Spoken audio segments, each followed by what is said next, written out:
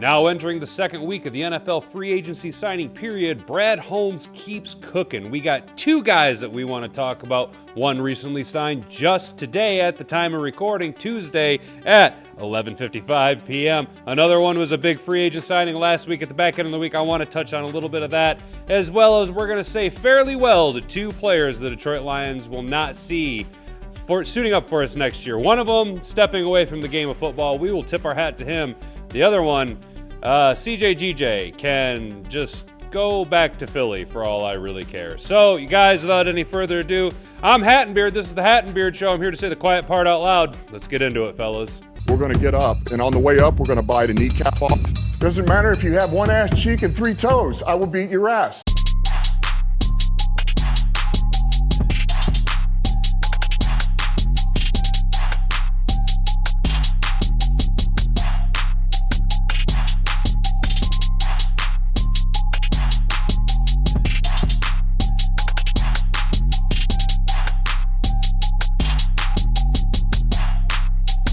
Getting right into it, fellas, here coming from Yahoo Sports, former Wisconsin Badger O-line, current NFL record holder, signs with the Detroit Lions.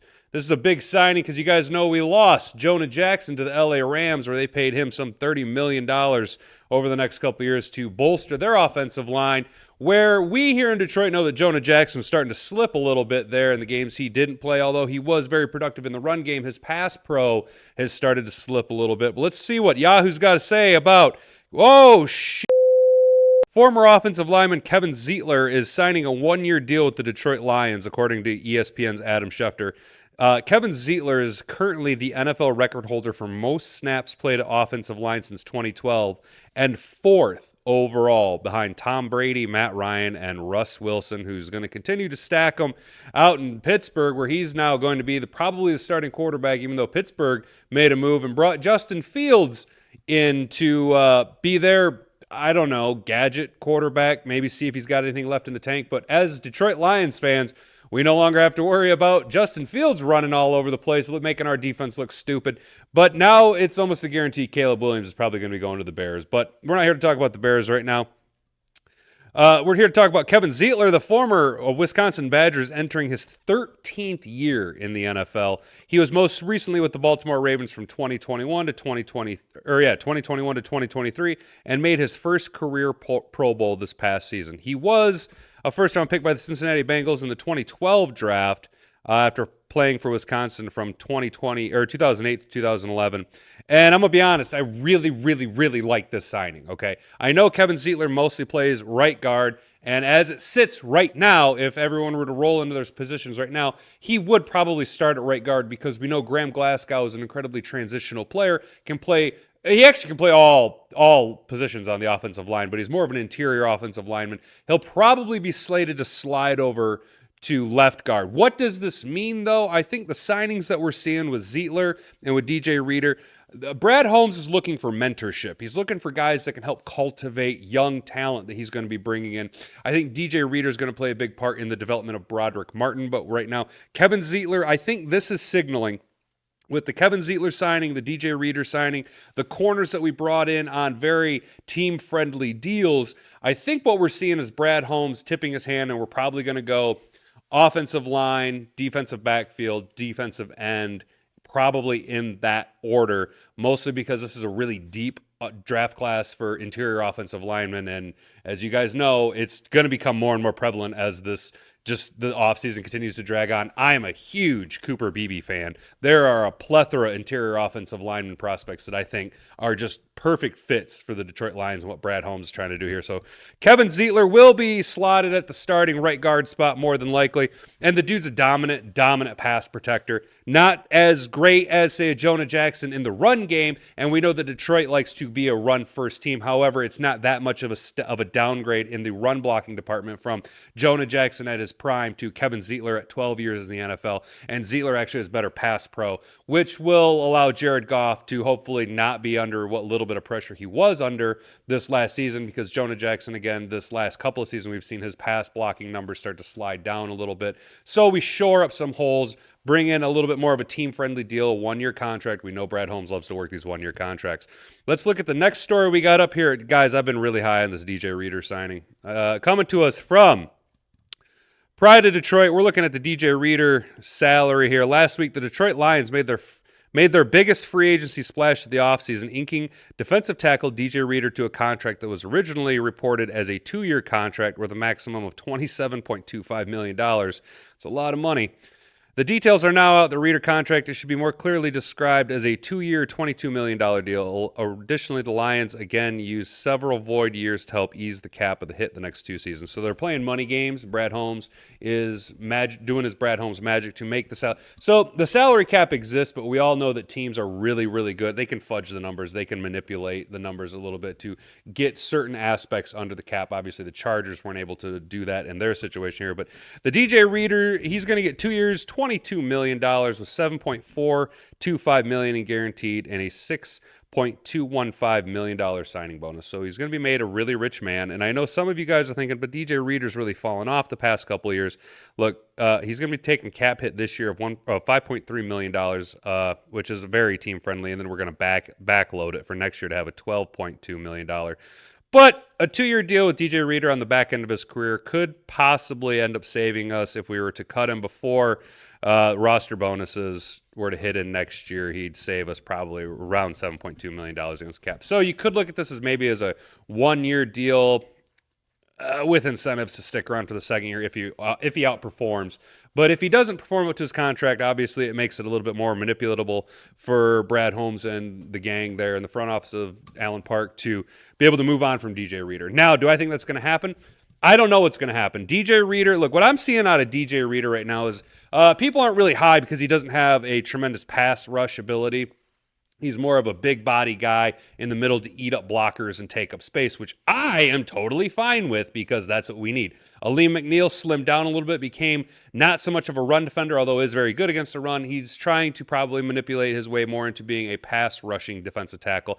And this will free up Aiden Hutchinson. Let's be honest. This DJ Reader signing will just free up Aiden Hutchinson because what you're looking at right now is probably, and I hope it doesn't go that way, but I'm just using this for argument's sake, is a big daddy Dan Wilkerson and a big baby Sean Rogers situation with DJ Reader and Aleem McNeil. Though Aleem McNeil has already shown us just with his transformation between last season into this season, and he's already been in the in-house lifting weights training up for next season. Aleem McNeil is not big baby Sean Rogers and is willing to put in the work. So you're looking at the upside potentially of both of these players being a upside Big Daddy Dan Wilkerson and all of the benefit of Sean Rogers, not all of the negativity of Sean Rogers, which I do remember Sean Rogers scoring a touchdown at Ford Field and kind of flopping into the end zone. If I can find that clip, I might edit it in here. But I just remember thinking when he did that, like, dude, your fat ass just deflated all of the energy out of Ford Field. And it could be said that he kind of took the wind out of our sails for like 20 years. But I really like this DJ Reader signing because I think that he will be able to mentor and develop Broderick Martin. Broderick Martin, although not performing where he should have last year, not performing up to the standard that we needed him to last year where he was slotted as a 3rd-round pick, really underperformed. Half the time he wasn't even on the active roster for a game day. I think that DJ Reader, along with Aleem McNeil and the continued development of our defense and our maturation of the players that we have in-house, I think this will help groom and cultivate Broderick Martin to ascend into a more rotationary role and possibly even work his way into the starting lineup, maybe overtaking that of DJ Reader next year. Do I think we're going to go defensive tackle now with the DJ Reader signing, knowing that Broderick Martin is supposed to be this developmental player and Aleem McNeil is real solid? I would like to see like a Logan Lee brought in or Luther Ellis's son. I can't remember his name right now. But those guys, I'd like to see some day 2, day 3 picks come in. Some Brad Holmes specials, you know, some guys, some dudes that are here to ball that have just kind of slipped under the radar, and Brad Holmes is able to dig them out because, you know, Brad Holmes, he likes to go mining for them gems down in the draft class, just down in the mine, dude. Like, I expect good things, and I think that what we're seeing here is a continuation of the same, of bringing in high value, seasoned veterans on the just probably on the downslope of their career, not completely over the hill like we used to sign with like a Jamie Collins, right? But guys who are just kind of starting to turn the corner, still got plenty left in the tank. 2, maybe even 3 seasons, but 1 solid year, 2 year, the second year maybe starting to fall off even more in the third year. Yeah, maybe we look to move on from you, guy. But guys who have been around the league before, who understand what Brad Holmes and Dan Campbell are trying to do in the locker room, as well as how they communicate to the younger talent to help cultivate and ascend them. That's what I'm looking for out of DJ Reader, is a nice run stuffing defender with a strong locker room presence. G.I. Joe will return after these messages. Okay, 3, 2, 1, it's jam. Hey, don't be a jive turkey. Like, comment, subscribe down below. Or don't. I'm no punk bitch. I ain't no punk bitch neither. I'm no I'll punk come back there and bitch. knock that Now, back to G.I. Joe. So, on to the 2 players that will be departing. Now, obviously, there's plenty of other players moving on to free agency, to different teams. Chase Lucas just signed with the San Francisco 49ers, and I think that's pretty cool, man. Like, I actually really like Chase Lucas. I thought he had a potential here in Detroit.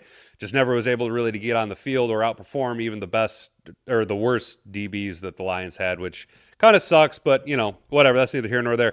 Guys, Romeo Okwara has announced his retirement from the NFL. Lions, this is coming to us from The Atlantic. Lions defensive end Romeo Okwara stepping away after 8 seasons in the NFL. Lions defensive end Romeo Okwara announced Tuesday that he's stepping away from football after 8 seasons, including 6 with the Detroit Lions. After some introspection and meditation, I've decided to step away from the NFL, Okwara wrote on Instagram.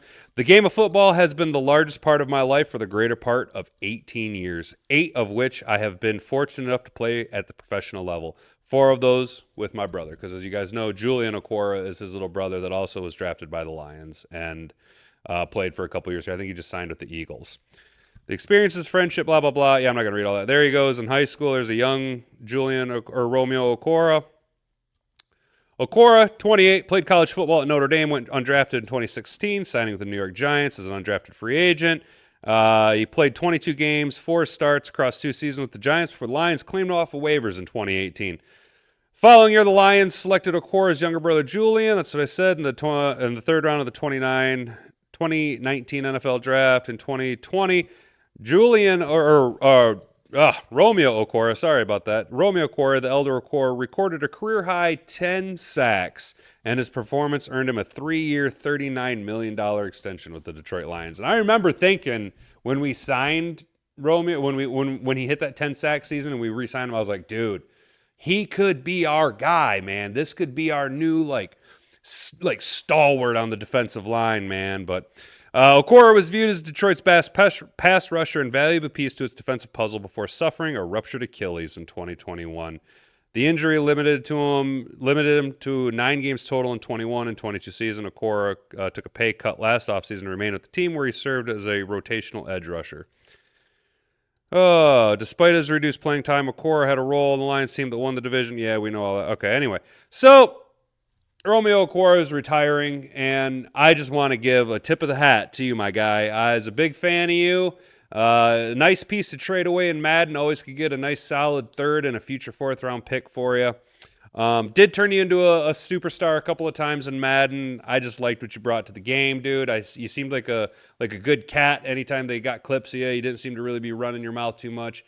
And before you blew out your Achilles, dude, you were ascending to become not an elite defensive end, but a good defensive end in the NFL, a productive member of the Detroit Lions defense, someone who we could have built around for a couple of seasons and would have complemented Aiden Hutchinson right now, as obviously Romeo's getting a little bit older and Aiden's becoming now a elite defensive end in the NFL.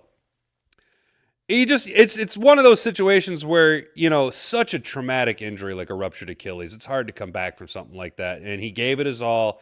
And at least the guy is able to walk away from the game. You see a lot of guys overstay their welcome now. And now you're starting to see a few guys, ever since really Calvin Johnson, really started to just kind of say, hey, man, I'm going to take what I have left in my body, and I'm going to physically be able to walk away from this game, and I'm going to pursue other endeavors. So I think it's pretty cool, man. You know, Romeo Okwara was a guy, dude, and I'm bummed out to see him go, man.